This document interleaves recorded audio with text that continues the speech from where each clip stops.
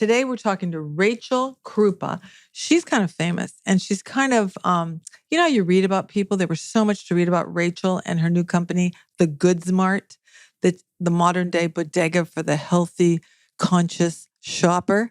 And she's, you know, I'm telling you, she's as good as her PR. And I should know because I know PR and so does she. Rachel, welcome to the show. Thank you so much. I'm so excited just to chat with you. It's been a fun day. Hasn't it? It's like a very energizing, and I think learning so much from so many incredible experts. There's so much to like digest. There is. And when you think of the possibilities, what I like is the energy in the room. It's just inspiring. I really loved like the well cube. Oh, yeah. I feel like I need to have one with me at all times. It cleans the air, right? In any room. It cleans the air in any room. And it's just like, for me, traveling, just like having that, you just feel, it's like you know what I mean? Like your comfort blanket. Yeah. You're like what you always take with you. I feel like future generations, instead of like a blanket, they'll have a well cube. A well cube. You know, and I mean, a lot of people get headaches, they get stuffy noses, and they just put up with it. Well, I will just say, having heard about just like the air filtration system in this room that we're in, I feel like I'm breathing so much easier than I've had in pretty much like since like the spring. Because it is like you can smell the air is just crisp and clean. Yeah. And when you know, the numbers of 80% of our life is spent inside, 80% of our life. But we're here to talk about you and your journey. Oh my God. I can't believe you were even in Goop, Rachel. Give me a break. You know, I love Goop. I think Goop is a great place to discover. Yeah. And being in it was a kind of a great dream. It was so cool. And the pictures were so good. All right, now tell us what the Goods Mart is, please. Yeah. So the Goods Mart is a better for you, socially conscious convenience store that is highly curated. And what we love to do is find the most incredible new brands. Majority are female or from diverse founders, and really help to my thought process is, if you can help to build brands and help emerging brands be the new General Mills, or, you know, not even the new General Mills, the new Doritos, the new Cheetos, then you can help improve the food system by creating products that are from regenerative ingredients, from heirloom grains that are upcycled, or from a ingredient that we do not know about, but it's been an ancient ingredient in another country and culture forever. Well, I will tell you, Americans especially are raised on the corner store. When I walked home from I don't know, all of grade school, we'd stop at the candy store, penny candy store. What did a bodega mean to you growing up? We had gas stations. I'm from Michigan, so gas stations. So Sunoco gas station was my jam. It was where I remember those red, white, and blue popsicles, like the Rocket Pops. Oh, those are so not good for you. They're so not good for you, but that's like what we grew up with. But you have to remember, I mean, this was like 80s and 90s. And that was like better for you because what was good then was fat-free, you know, more of like low calorie than anything else. So that's what the term healthy was. It wasn't the ingredients that go inside of it. It was like the lack of there, more so than anything. Well, you really go so far beyond though, Rachel, not just healthy snacks that you discover in the marketplace, but it's also gathering. Tell us how gathering happens there. Yeah, the discovery and just like the curation is the most fun part. It takes a lot of work. I am a believer in like the buyer, whomever owns a store, needs to do the work and not just expect people to come to them. People come to us and they're just like, hey, try our new product. But it's also going to commissary kitchens. It's like, who's making what? Who are these new like makers that want to create this incredible product and put it in the world because it's something that they loved. Yeah. It's looking at small coffee shops. It's looking at small, like, you know, neighborhood places, just because there's always a place to find something, especially when you venture out from like your own like neighborhood. Yeah. Because like this person makes it. I live across the street. Can you sell it for me? Great. It's also looking at traveling internationally too. It's just like we're a first to bring in like a product from Canada, Midday Squares, which we had here today. We have Malto, which is an incredible sauce that can be used as like a pasta sauce or I use it to dip anything in.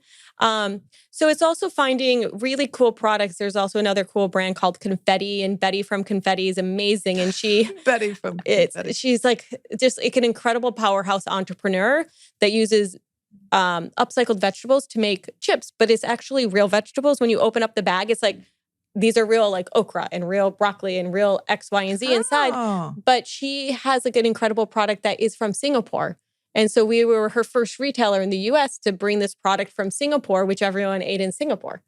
And so it's going to discover and doing homework of finding new things. So how big is your store? Are your average the size of your stores? Our biggest is less than 500 square feet. 500 square feet. So they're tiny. They're mini-marts. They're mini-marts, but you don't you don't have 10 bags of those kinds of chips or whatever, right? No, we like to keep it to whether it's like 1, 2, maybe 3 like flavors of a particular brand. But we have around 200 products in the store. And so it's like we like to choose like, hey, let's try one flavor at first and then expand it if it is very popular.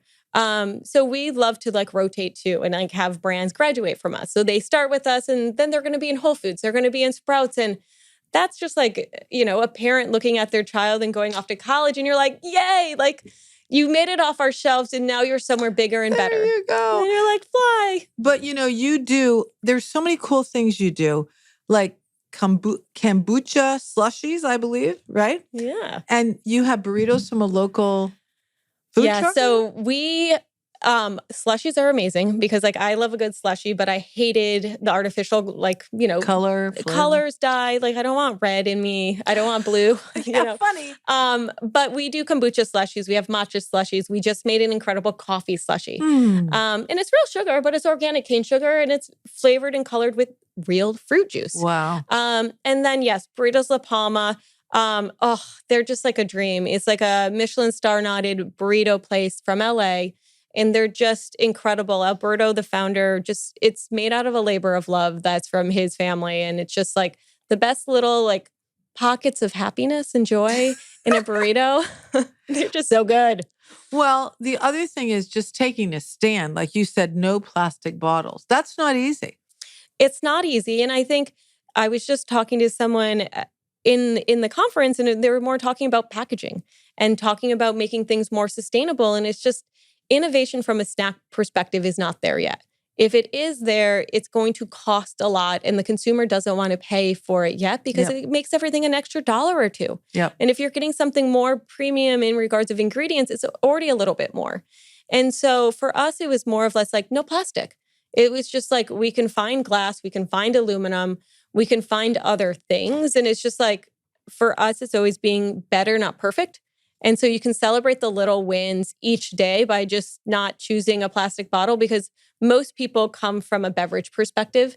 And that is, I think, the biggest driver because you'll drink, people sometimes they are like, I had 3 or 4 bottles of water today. And you're like, that's 3 or 4 bottles of like, just like plastic that not all plastic is the same either. There's some plastic that is better than others, but like a consumer from the naked eye doesn't know. So for us, it was more of like, we're not going to have plastic because, again, we're not educated enough of which plastic is good, which one is not. It's just too confusing. So it's just, let's make that stance. Yeah. And I'll tell you, just think about every Starbucks cup lid. The lids, don't use them. People, where are they going? It just hurts me. Some people have three Starbucks coffees a day. And that's like also crazy. It's for us, it's like our slushies, our coffee, our nitro cold brew, everything is in the same cup. It's a paper cup. And people are like, but where's the plastic? And you're like, can't you just put the slushie in the paper cup?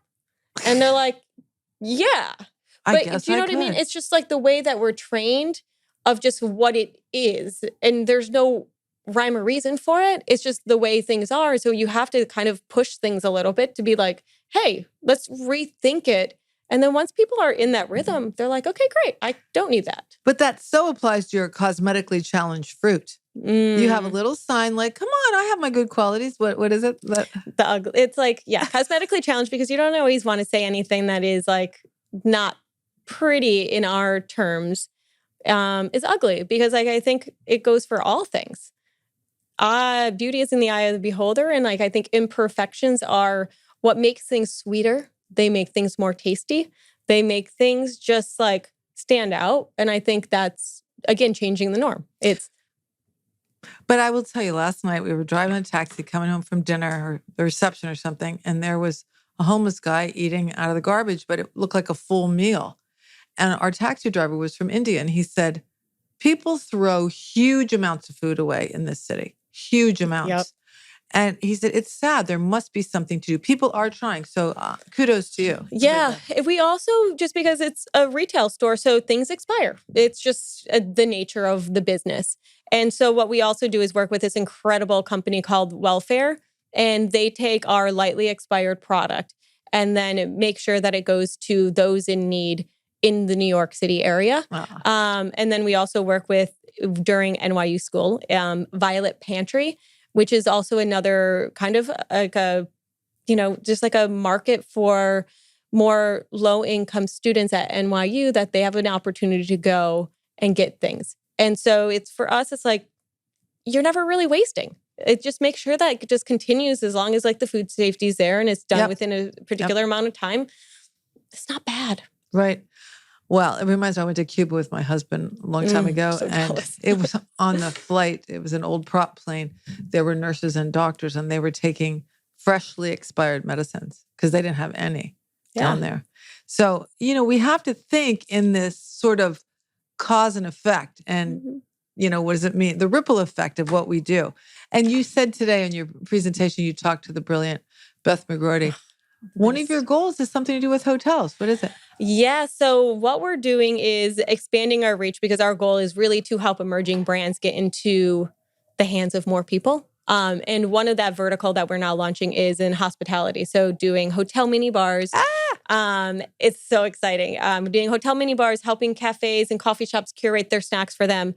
We're doing corporate pantries as well. So it's just like, how do we help you? How do we get these products into more hands? But guess what? They're also going to be a talking point, because you're going to remember, like, I'm at my work and I just discovered this incredible like Bjorn corn or pip corn, like cheese balls. And you're like, I had it at work first, and now I'm seeing it in this place, and I'm seeing it this place, or I'm staying at an incredible hotel and I'm trying this snack. You're going to remember those things. It's like the small things, again, add up to something bigger.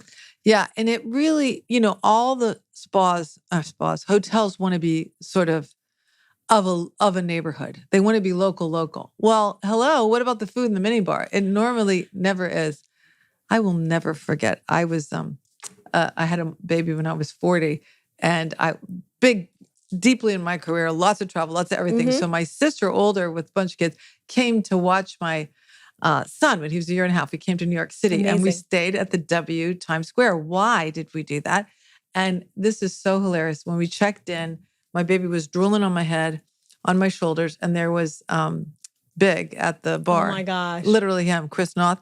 And I thought, I've got drool on my head. And then we get up to the room and I forgot snacks. My sister didn't know. So she opens the minibar and she said, this is good. A condom and a breath mint. This will be really good for the baby. So how much in there do you really want to eat or is useful? You said, what are some of the unexpected things you plan to have? Well, for us, it's like getting people and meeting them in like the beginning. Do you know what I mean? It's meeting them where they're at, because some people love Kit Kats and Pringles, or they love Snicker bars. So it's like, instead of a Snicker bars, let's do Gigantic.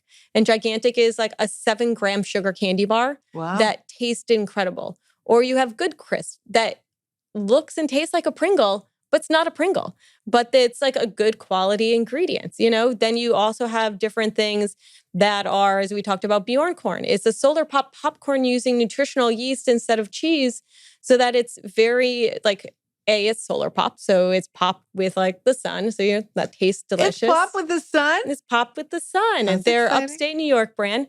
And so you just find different things like that. There's incredible just products there's a better for you basically thing for everything, I would say, that exists that you love. It's Doritos, but instead of Doritos, let's make them with cactus, with Tia Lupita. Instead of having a graham cracker, let's have a fair and square that's made with banana flour.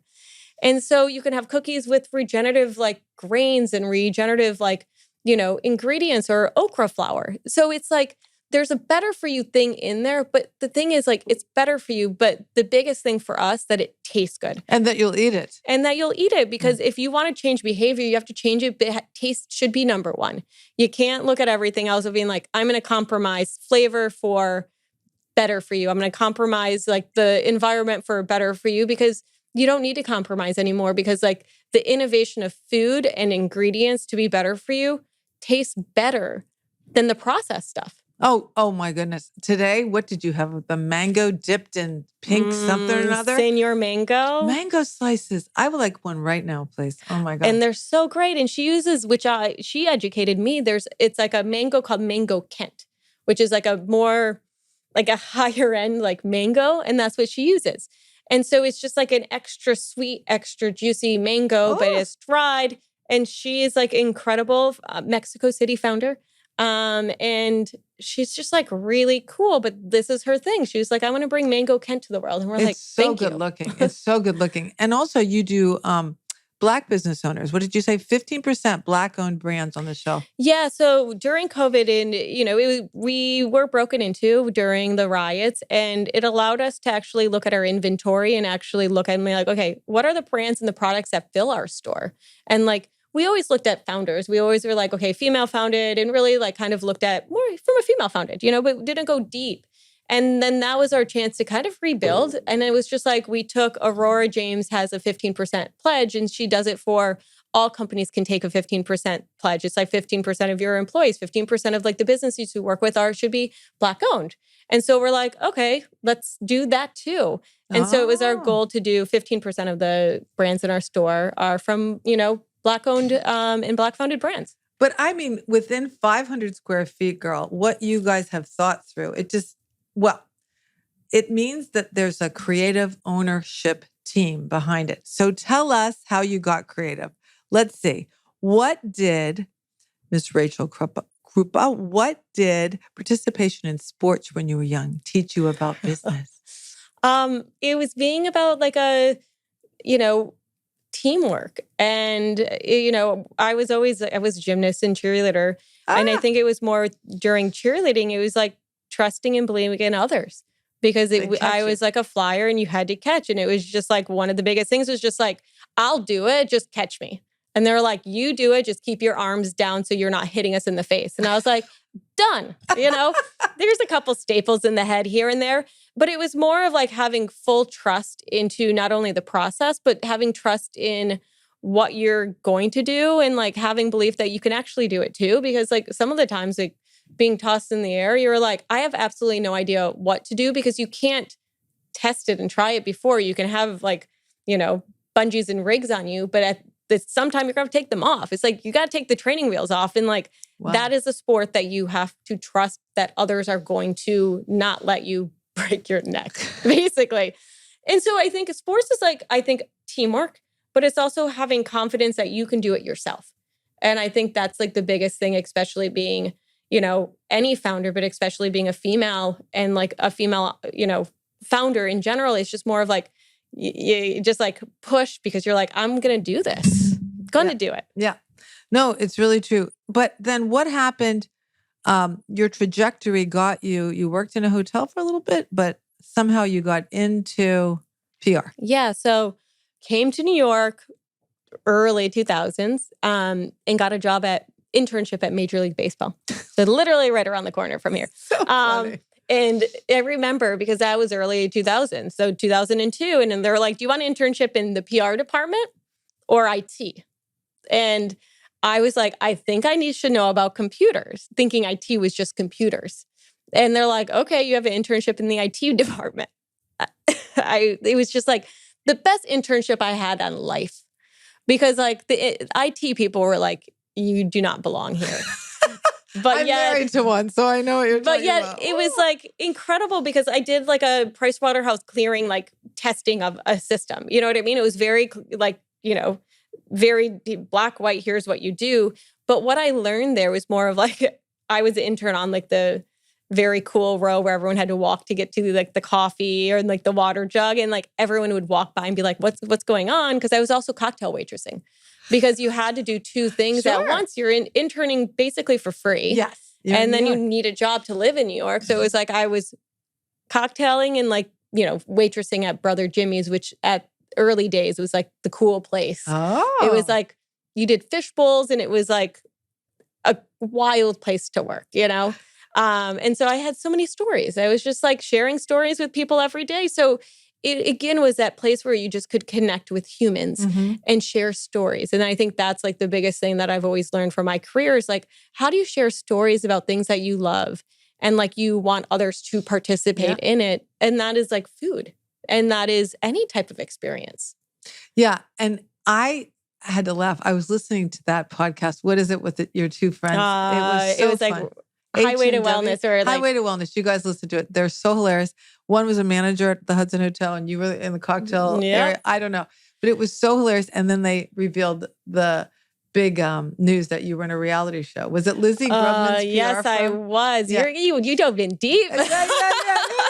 Yeah. So Hudson Hotel was, again, like I was waitressing because it was living in New York with, making it. Yeah. And I was doing an internship, which led to a job at Lizzie Grubman and doing PR. She was big and I didn't know anything. I came from Michigan. So it was like bright-eyed, bushy tails of like, I have no idea. I got a job. And yeah, it was with Lizzie that it was just like, I made a lot of incredible connections. And we were on an MTV reality show. Was it called Power Girls? It was Power Girls with a capital P and a capital R for PR. And it was an experience because we had the producers, Liz Gately and Tony DeSanto, that the only thing before us was Real World. And so after our show, they did Laguna Beach, they did the Hills, they did a lot of things. And we were basically just like kind of like the guinea pigs in regards of like, what is reality before reality? But it's also getting a handful of publicists on a reality show where you kind of knew why they were asking in a way. So it was a little bit like challenging. They're like, how do you feel when Kelly did this? And I'm like, how do you want me to feel? This is actually how I feel. Well, why don't you feel this way? And you're like, no, I know this is what you want me to say. And that's not how I feel. It's so weird. I used to work in Bora Bora, Tahiti a lot, and we took over so many reality shows because it was a great backdrop. And you're like, what is happening? What are you doing? Yeah, they're really in love, that couple, aren't they? Yeah. Yeah, but it was fun. And it was like a fun time, but never again. Yeah. Hey, one and done and you learned a lot. Yeah. But, PR is, we always say, because that's where I cut my teeth, is you're behind the camera, your clients are in front, but you had the guts to get in front. Because if you're going to launch your own company, wouldn't you say you're the face of the Good Mart? Yeah. Yeah. And I think that's been more of, an internal conversation we have sometimes where it was just like, I love to curate. I love to talk about the brand. So it's just like, you should be talking about it. But you're like, but I like to talk about it and just do it. Yeah. But it's just challenging. I think every day is like a little bit more of a struggle because it's not where I'm most comfortable. Yeah. But, it is now there's so many platforms to tell your story, and that's how people get to know you. Yeah. And I think when the tape was off, I said, you were on Goop. I can't believe it. That's so cool. Yeah. I know. It was fun. And that's just like, very fortunate to have incredible relationships because of the PR side. And a lot of people, again, it goes back to like the teamwork too. A lot of people wanted to support me. And I think that's also something that is just asking for help of being like, hey, I'm launching this. And like, here's what we're doing. They're like, great. We have this. And you're like, okay, let's do it. Yeah. And so I think it's really about the PR part of like, I think PR is probably one of the most industries that's never really given the their due. They're never given the due. They're not given the basically not like you want the credit, but you're not really given credit for it. But it's like PR is like the one that can actually help make a brand. It's like you're building it. You're getting their first Fast Company piece. You're getting their New York Times piece. You're getting their story out. And I think that's like the biggest thing is just like the connections that you make. Mm-hmm. And a PR person is probably one of the most incredible humans to have on a company if they have any type of background in PR, because they know how to connect the dots and they know how to get things done and do it in a way that is smart and only going to help your brand at the end of the day. Well, you'll laugh at this, but next week I think we post the episode where I interviewed Deborah Zake, the founder of the Rancho La Puerta, the original destination spa in North America, and Susie Ellis, the founder of the Golden Door. Of the Global Wellness Summit, worked at the Golden Door. Deborah was her first employer in the fitness world. And believe it or not, I got to interview Deborah and Susie together. It was like Pavlova and Martha Graham. It was so amazing. But, Deborah taught me about PR because she's like, I never buy an ad ever, but I host writers and I take really good care of them and I'm grateful. She just has stacks upon stacks of coverage of that spa and it's 80 years old. And yet when someone goes, it's like they saw it the first time, like no one's ever heard about it before. Yep. And I have to tell you, I prepare for all our guests. Rachel, you have a lot of stories on the Good Mart. It's really congratulations. Thank you. I mean, again, having PR as a background, it works. And very just grateful for people. And it's like the stories. It's all about stories. And it is. And it wouldn't be there without the brands that fill our store. Because if we don't have the brands that fill our store, we don't have a store. And so it's the makers of all the incredible brands that help us shine. And, I have attended quite often the Natural Food Expo in, where is it, in Anaheim? Yep. And I think is it in New Jersey or somewhere else? But it's so humongous. There's like 20,000 people walk through and vast halls of new food. Yep. And it's usually pretty healthy. Yeah. I don't know how you decide, but I will say not all is good. But everything I tasted of yours out there was good. I'm so glad. We are very much getting on taste, but it is very much it's finding like those brands and talking and looking at them and like just trying things. But a lot of the brands in our store are not necessarily to the level of Expo yet because they're not able to afford to get a table yet. Wow. And so that's for us, it's really trying things at the level of like, hey, here's this, here's that. More mature brands are now at Expo because it costs so much. It does. Yeah. And so it's just like people are not, they're like, I don't have the bandwidth to do that. Yeah. But I will tell you, it is super exciting. And I thought the packaging looked really good. But your PR firm still exists and you do have food clients too. Yep. PR is doing amazing. And I have an incredible team that's really supporting so I can focus on the goods. But, I love the new business side of it. I love talking to founders because I'm always asking why, how do we do it? What do we do interesting and unique and different? But we have a super cool holistic roasters, which is a biodynamic coffee. We have worked and launched Our Place, the incredible pan that everyone pretty much has these days, from start and continue with them. We have this incredible brand we're launching right now called Dirtbag. And it is the most incredible. Mark, the founder, is just like a cool human that created a company because he wants to give 2% of all sales back to mental health. So what is Dirtbag? It's a bar that is base of dates with chocolate. And so it's just like an incredible, energy bar that gives 2%. 1% goes to, I'm blanking on the nonprofit, another goes to like a local, more of like wilderness and mental health of like understanding nature and how the impact on mental health. Oh, good. And so it's just like these brands and founders want to do good things. And he was just like, if we sold as many brands as like a quarter of Snicker bars, do you know how much we're giving back to mental health? Oh, no, it's so true. And so you're like, that's how you should look at it. You're like looking at creating a brand, but like also looking at like, what does that give back to it? But, I don't think we really elaborated on the role that connection has in your stores. I mean, you only have two, one in LA, one in New York, and you're looking at some other spots. We have actually 3 in New York. Oh, what? We unfortunately closed the one right before the pandemic. Oh, yeah. And it was just like, let's focus on New York. Okay. New York knows how to shop small. They know how to shop in and out from a convenience store perspective. And so we have 3. Wow. Yeah. Wow. Well, what do you see? I mean, I just interviewed Jonathan Leary, the founder of Remedy Place, a couple weeks ago, and he said he was doing one at a time. He's a chiropractor and helping people not get surgery and things. And he said some of his clients would say, you want to change the world, Jonathan. How are you going to do it one patient at a time? So he thought big. So if you dream for the Good Mart, what is your dream for making it big? Yeah, for us, it's really, I believe it's like helping the small brands in more of like a macro way of just like being a actual partner with brands so that they can become the next Doritos, Cheetos, and giving them the resources and the connections that I've been very fortunate to have of, hey, here's a distributor. Here's like another buyer at another store. Here's this, because all you need is a handful, and then it just changes and disrupts a category.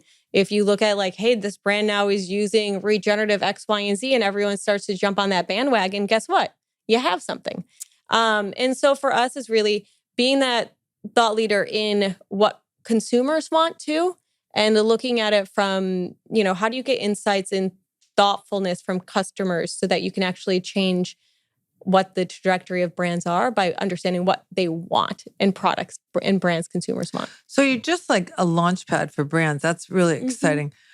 You said that you do even have bulletin boards that says what's going on in the neighborhood. Yeah. And, a leafy green lounge. What was that? That was in our Soho or our Silver Lake location. I loved it. It was, we had an outdoor patio. It was beautiful. So we don't have a leafy green lounge so much anymore in New York, but we have a few plants. Every store we have a plant in, because we need to have like some type of greenery. Because I believe that you need to have life that is more than just like the team member. They need to share a space with someone. Unbelievable, because it's usually so, cement and material and packaging in a grocery store and harsh light. So that's so exciting. But our podcast really goes to the family of the Global Wellness Summit community. And a lot of them are entrepreneurs. A lot of them run businesses. And I think, Rachel, we've talked today about the importance of PR. We know that. You and I believe it. But I don't think people really budget for it that much. Yeah. But don't you think it is the first step? I mean, first comes the story. It is. But a good publicist is going to help you fine tune that story. Because sometimes the best story is not the story a founder or a brand is sharing, because they are just sharing the story that they have on repeat. That's right. And they're not able to really take a step back as like an outsider and actually look at all aspects of it. Of being like, what about this? Tell me more. Tell me more. Drill this in a little bit more. And then you're like, okay, actually, let's do this. Let's lean more into this. This is actually where it is. You're not trying to launch and innovate this. You actually are trying to do this and solve this problem. And so it's the way that you can phrase things in a way that you help. So a good publicist pulls out the stories and the angles that are going to resonate not only with their customers and guests, but it's also going to resonate with a larger population of consumers and also with media. And then a good skilled publicist is also going to be like, okay, let's also look at this strategic partnerships. Let's go here and here, but let's do it in this system and in this, like, we love to say plan backwards. So what's the next year look like for you? Okay, you want to do X, Y, and Z. Let's time it out here, here, and here, so that you have a consistent message and a consistent brand building for the year. And it's like, sometimes like the brand messaging is leading, sometimes the PR strategic partnerships are leading, but collectively overall, you should be having basically a stair that is continuously going up with like your brand knowledge and your brand awareness from like an external perspective. Yeah, you do need that outside perspective and someone that people say it just happens by accident. Like, how did you get all this attention? No. It is a strategy. The other business question I have is, everyone talks about pivoting during COVID, but I read something that you did that sounds fascinating. The surprise snack box. What was that? Yeah. So we traditionally have been brick and mortar. But now we have our e-commerce site too. You do? We do. We have a really great like e-commerce that we can ship nationally. I didn't know. But now basically that happened because COVID, basically everyone was shut in. Right. A lot of our customers either moved out of the city or lived in Brooklyn and they were not coming to the city. But we stayed open. We did not close at all Sundays just because it was just like we needed one day off. Wow. So I worked in the store pretty much for almost a year and a half straight. Wow. With Lonnie, who's another team member of the store. And during that time, it was just like I would just sometimes just dance in the store because I was like, what do? I need to move energy. And then friends would be like, hey, like I want some snacks. Can you send them to me? I have $100. Send me $100. And they also wanted to support. They're like, I'm not coming in, but I want to support you as a small business, knowing that you also support small businesses. So I'm like, great. Because Whole Foods at that time, remember, we're not buying these small brands. It was like, I need the essentials. I need toilet paper. I need X, Y, and Z. They're not buying like, mango slices. They're not buying mango slices dipped in like, rose chocolate, No. but this was our chance to actually help those brands and actually be able to be like, okay, here's where you can get your Bjorn corn. Here's where you can get your Tori and Howard. Here's where you can get, your Pipcorn. And so they were just like, okay, $100. And I'd be like, okay, it was a surprise snack box because like, I also didn't know the supply chain because the supply chain of a lot of brands during COVID was messed up. Right. And so it wasn't a traditional e-commerce like we have now, but it was more of like it was, 32, 48 and $72 boxes. And it was just like, you pay that, I'm going to just put whatever snacks I have in them. You can say it's gluten-free, vegan, or anything like that. But that was our chance to still get the snacks out, buy the product so that we were continuing that virtuous cycle of buying product and supporting the emerging brands. But we also added an element that people could buy food and snack boxes for hospitals. So we sent over, I don't even know how much. It was just like every week we were sending massive amounts of like snacks that our customers purchased from us to Mount Sinai, to basically every hotel, or not every hotel, every hospital for the employees. And just like they would send photos and they would send videos. They would? And just being like, thank you so much. Like we, again, don't want like the Snicker bars. We want something that fuels us. But it was like their moment of like actually trying like rind and being like, hey, this is like an incredible like dried fruit. Like I want this. So it was our opportunity to not only give back, but also it was like an incredible like idea for us to have a brand extension of like e-commerce and being able to reach and tap into so many founders and listening to what their issues were. Wow, that is so cool. I love that surprise snack box. Mm-hmm. And people needed to be delighted then. They weren't being delighted too much. So that's pretty good. Now, how does your exposure in these different fields you've been in and just sticking to it as an entrepreneur, how does that affect your decision-making process? Do you have any tips for making good, solid decisions? Is there anything you do? I mean, I make decisions quick sometimes, and I'm a believer in there's never a right time to start anything. You got to just do it, rip that Band-Aid off. Yeah. And if you look at everything as like a learning experience, if you do something right, great, you're moving forward. But if you make a wrong move or it's not right or it's a failure or it just didn't work, guess what? You learn from it. And aren't you going to move forward with it not? So I'm a believer and you just like kind of jump in, and I go a lot with gut, but I'm learning now more to look at like other sides of like, indicators. And like, I love looking at insights and I love looking at data because it helps you predict what the future is without having just to fully leap in blind. But it's like, just you got to do it because you're learning no matter what. As Nike said. It's just like, just do it. But also like, you're never going to fail at it. Everything is a learning. Yep. So you didn't do it right the first time. Guess what? Second time, you pretty much going to do it right. If not, you're going to be a step closer to that solution of what you need. But the right answer might not have been the right answer for actually the path that you actually have to take. Yeah. And look at you learned from being in IT for those months. IT intern. I mean, learned how to there tell you go. stories better, right? I did not learn anything about computers and what I thought I was going to go into that internship with. Oh. But listen, our last business question Yes. is super important for our audience. It's wellness seekers, the wellness curious. Yes. So how important is self-care to you, Rachel, in trying to keep your engine running? It's the first thing that I do because I believe that I have to be my best in order to be my best for others. And self-care is like so important. Like I'm like, do things that make me feel good. I do like the small things. I'm a big on aromatherapy. Oh, I have everything spraying, spritz everything. It's my thing. It's the small things of oil pulling because it makes me feel like I'm just like, ready and set for the day. I need to move my body every morning. Like I need to jump or I need to just do jumping jacks or do something.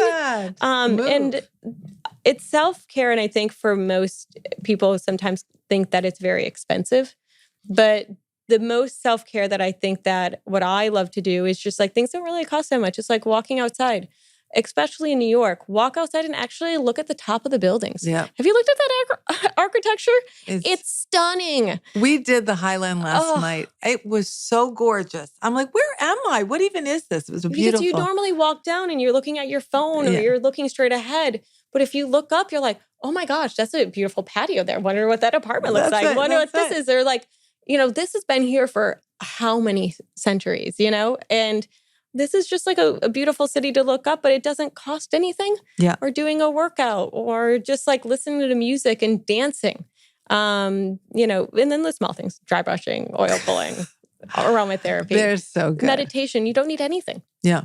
You need your mind. That's it. You need your mind. And I think the biggest thing through even COVID, it was just like, make sure that you're doing things that make you happy. And I think a lot of that is going back to the basics, which I found over the past year and a half is reconnecting with old friends because you have so many incredible memories and COVID distanced us from so many. Yeah. But it's going back and being like, what can we do together? It's not only about work, but more of we all have to work, but can we work and have fun? I'm a believer, you have to have solo time sometimes too. Sit and watch really bad TV. And there's plenty of that. It's so good, but it's the things that you're like, oh my gosh, I can't believe I'm watching this, but I'm watching 7 episodes. Are we back to reality TV again? I am not going to even divulge in some of the things. I some of those on Netflix. They're so bad, they're good. Love is Blind. That I hate to say it, but my husband, I'm like, what are you doing? Can you just get up from the chair? And then I sit down because it so pulls you in. Okay. So what I wanted to tell you, Rachel, is we met you through Rena Raphael. That's how Beth met you. And we interviewed Rena about her new book, The Gospel of Wellness, a few episodes ago. Yeah. And so we welcome you to this global wellness community. You belong here. So we were so tickled to hear your story today. And we're just going to help the world be inspired by it. Thank you so much. And Rena and if anyone hasn't read her book, The Gospel of Wellness, you have to read it. I'm grateful for her introducing me to the Global Wellness Summit and having me attend the last New York event. Oh, yeah, 2017, 2018. Yeah. And she's actually the one that introduced me to Beth. And it was just like, hey, you need to meet each other. And it goes back to connections. She was actually the first person to write about the goods. She in Fast Company. The Fast Company piece was with Rena. And Rena helped me, really fine tune our story of hey, here's this, here's that. Again, because you sometimes need even the PR brain. The professionals. You need someone outside your box to be able to be like, hey, what does this sound like? Get out of your own way. Yep. Yeah. Because we're too deep in it. Yep. Well, anyway, I am craving one of your snacks right now, Rachel. So please, let's join me. And I have to find a mango strip dipped in rose chocolate. Is that what it is? It is. Daniela will love you. I am drooling. From Senor Mango. You can buy them on our website too. Shameless plug. But they're amazing. And there's also chocolate dipped ones. She also has matcha dipped ones. She has ones that are in spicy, traditional, like the mango you get on the roadside. So it's incredible. It's just there's so many products and too many good things and so many stories.